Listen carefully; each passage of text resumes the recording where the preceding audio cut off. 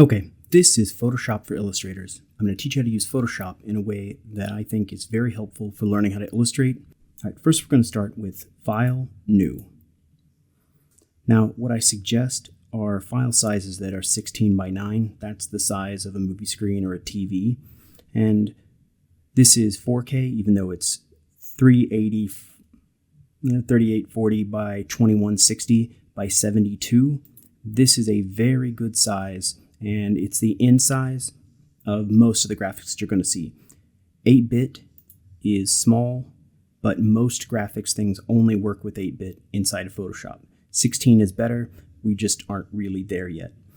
So I'm going to make sure if this is set higher than 72, it means it's actually, so instead of 72, if I say 144, this will be double this resolution. So you want to start and just stay at 72. I'm going to hit create, and if yours says something other than pixels, you can just go to this and change it back to pixels. I'm going to hit create. Now this is going to give us a piece. If I hold down spacebar, I can click and I can move around. If I hold down Z, I can click and drag and zoom in and out. You're going to want to use one hand on the keyboard and one hand on your stylus. Now, if I go over here, this is the background. If I draw on this, I can't erase. It's like drawing into a kitchen table with a butcher knife. What I want to do is I want to add a new piece of paper.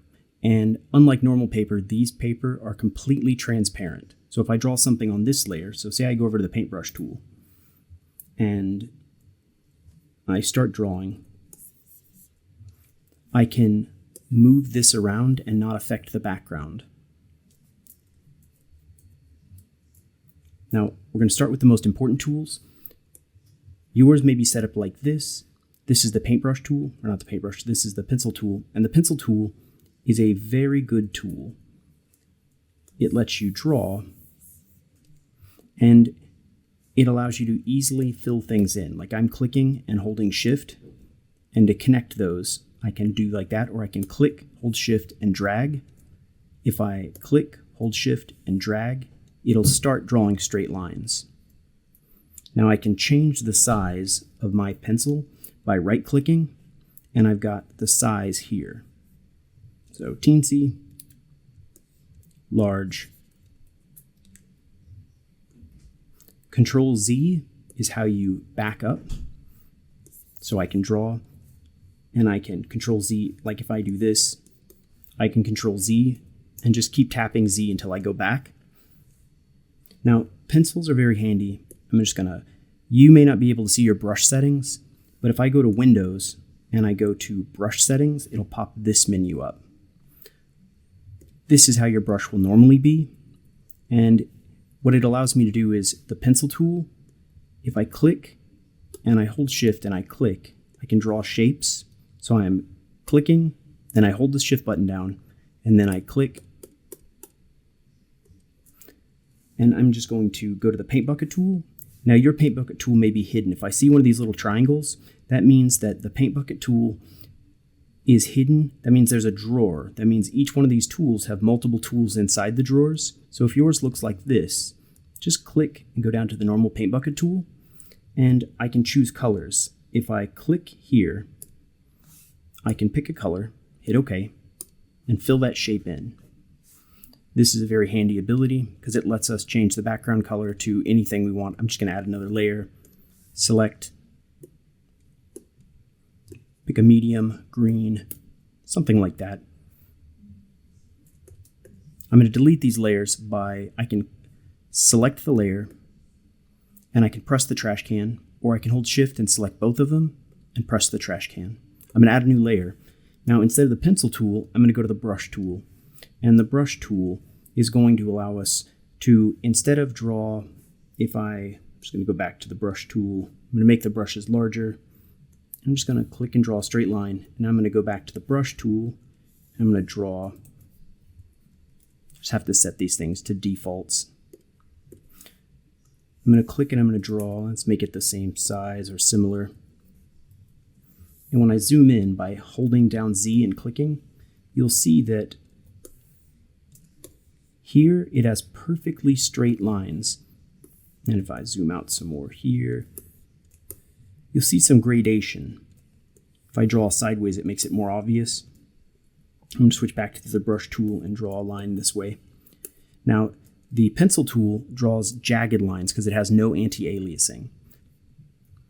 But if I go to the brush tool, this anti-aliasing gives us a more realistic looking brush.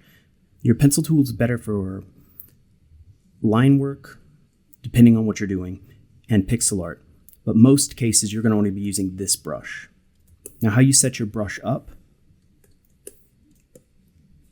I'm going to show you the differences. I want this brush. I don't want to draw with 100%. If you look at it, when I draw, I just get a solid line. But a real pen should do this. If I go to brush settings and I go to shape dynamics and I turn it on, the harder I press, the thicker the stroke gets, like this. And if I turn on transfer, what transfer does is the harder I press, the darker it gets. And by mixing these two together,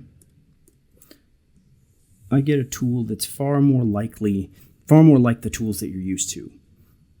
Now, to clear the canvas, I'm holding down Control and hitting A, and you'll see that adds this marching ants thing. That tells me what I've selected, and then I hit backspace to delete everything. It's not the only way, but it's a fast way for erasing things. The other way is whenever I'm drawing, I can just go to the eraser tool, click, and I'm going to change the eraser to 100% opacity and do this. Now with each of the brushes and the eraser, if I right click, I have the size, but I also have the hardness. So if I turn the hardness all the way on or all the way off, I get a fluffy brush. This is not normally what you want. This creates a very soft cloud-like look. They call it the airbrush look, and it most times is not desirable for illustration.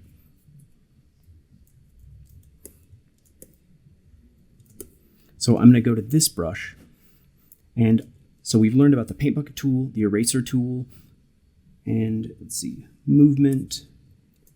Now, when doing and working in illustration, the first thing you want to do is sketches, and building a proper sketch is really important before you start anything. If you have windows and it's set up like this, you're going to be able to do most pieces of illustration. I'm going to show how to get, like if I draw a shape, like say I draw a head,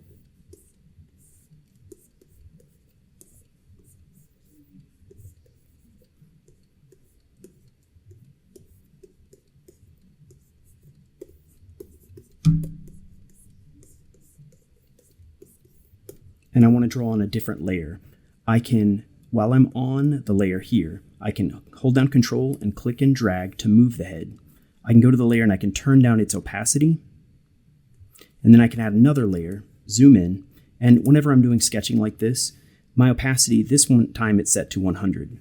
But if I press the 1 key, I can go to 10%, the 2 key, 20, 3, 30, 6, 60, and what I like to work on is 10 or 10%. And this lets me go to another layer, and I'm going to turn back to hardness, put it on 20 so it's more obvious. But it's going to let me build in those sketchy layers and looks, because I want to be figuring things out. I don't want to be worrying about my brushes.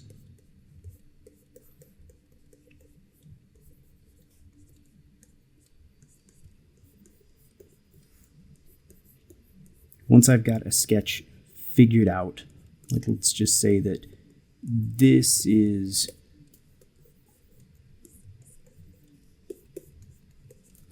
figured out for the most part. And now I want to do some illustration. What I'm going to do is I'm going to go to a layer above it, and I'm going to set my brush back to 100. And I want to get rid of the anti-aliasing.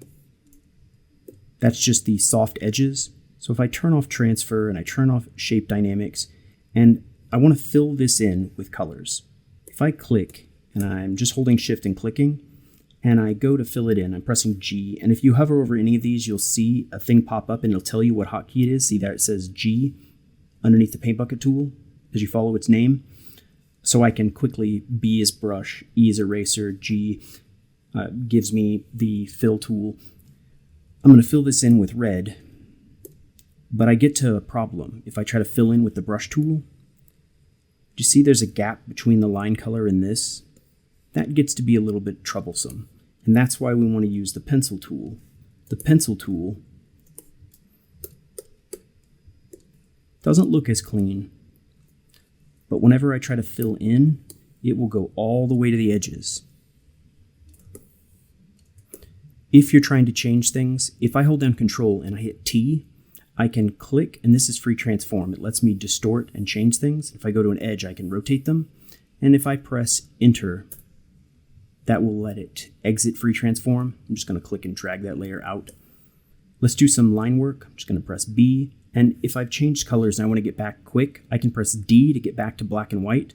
And if I've got black and white, I can press X to switch between them. Now I'm just going to set the normal pencil tool up like the other brush. Shape dynamic so that it gets thin and thick. And what this lets me do is do the type of line work that'll let me fill everything in.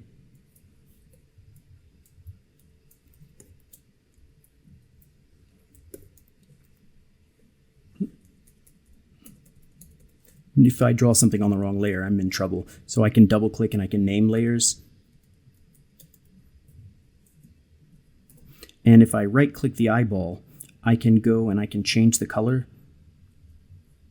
And that's very, very helpful. And if I hold down Control and I hit G, I can put folders and I can drag things into folders. And if I change the color of the folder, it'll change the color of all the pieces inside.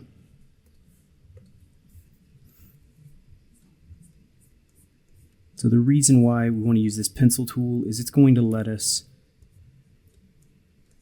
whenever we're doing the fill stage, like say I've got the eyeball and say it's not, terrible like this one. And we're going to want to get rid of these lines and everything later. I'm going to go to G, and let's just say they have purple eyes, fill, and white pupils. Now, white's not the truth. It's actually right between yellow and orange because there's blood at the surface. And pure white, if you see this, and like I'm going to pull up this color scheme, imagine there's a line like this. Anything that's above this line, this arch up here, glows in the dark. So you want to stay away from them unless you want something to glow. So if I go between yellow and orange, and I go and I want something to be white, that's actually white. Now if that happens, it means there's a gap. You see that? I'm just going to hold down Control and hit Z, B, and I don't want to lose this color that I have for the whites of the eyes. I'm just going to press this little arrow, and I'm going to go to black. And then I can just press X again to go back to this one, G, fill. Now I get red for this. Make that a little more red.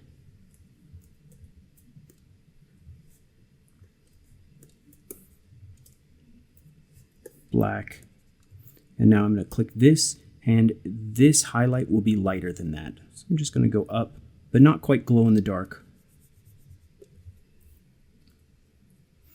And now if I want to shade things, so say I've got this, I want to get rid of these black lines. I made them way too thick.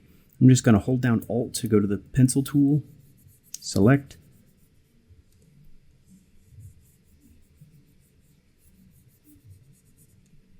round it out, and say I want to shade. The pencil tool is not good for shading because it does everything really, really solidly. So what I'm going to do is I'm just going to go back to my brush tool. I'm going to select this purple. I'm going to grab a lighter purple. Let's say people have purple eyes. I'm going to press, let's say 1 on the keyboard to go to 10% opacity. And I'm going to set it to be, instead of 100% hard, only mostly hard. Well, maybe something like that.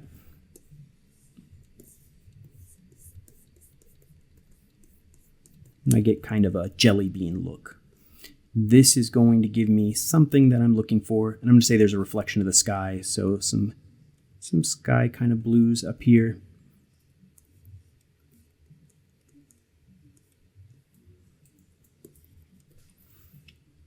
And I want to shade this down here because it's a sphere.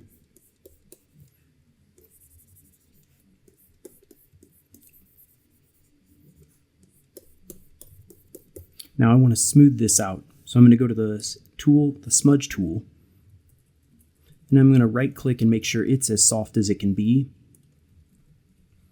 Set it to something like maybe 50, and then I'm just going to do this.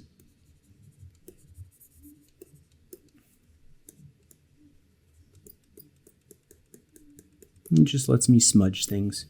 You don't want to do too much of this. You want to keep edges sharp.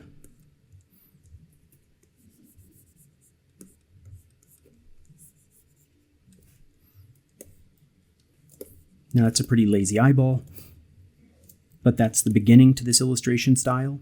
And whenever I'm done, what I'm going to do is I'm going to go to File, and I'm going to go to Save As on your computer, and I'm just going to make sure whatever you name it the title of the object or whatever the project you're working on, then your name, and then the date. You won't regret this later.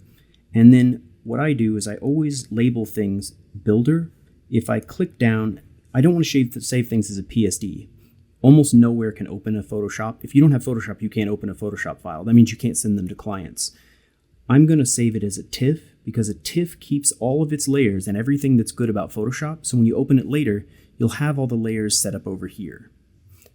That's a huge advantage. And whenever you're done and you want to save memory, because these TIFF files can be huge, if I go to File, Export, Quick Export as PNG, this will let me save it as a PNG. It'll lose all of its layers, but it's much smaller. If for some reason you need to save as a different file format, if I go to File, Export, Export As, there are more file formats here. And then I'm just going to click that and hit Export. Now, this type of illustration, the way that I do this gives me results like these. So if you want your stuff to look like this is the system that I recommend. There's multiple ways to get to these same conclusions. One of the great masters is Dave Raposa. He is absolutely unstoppable. And Brad Rigney, the two best illustrators that I've ever seen. Hopefully this will give you a basic introduction to Photoshop. You should already have had the Photoshop tutorial from your Photoshop class, but this will be an excellent reintroduction to how to set it up for illustration. Hopefully this has been helpful.